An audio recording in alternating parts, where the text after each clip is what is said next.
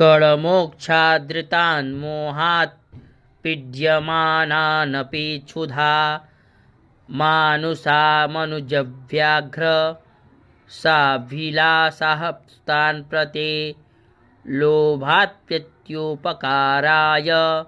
नन्वेतान् किं न पश्यसे तथापि ममता वर्ते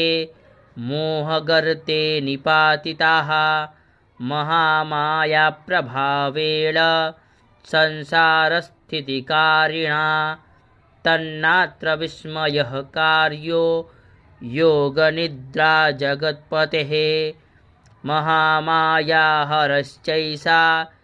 तया सम्मोहृते जगत् ज्ञानिनामपि चेतांसि देवी भगवती हि सा बलादाकृष्य मोहाय महामाया प्रयच्छते तया विसृज्यते विश्वं जगदेतच्चराचरम्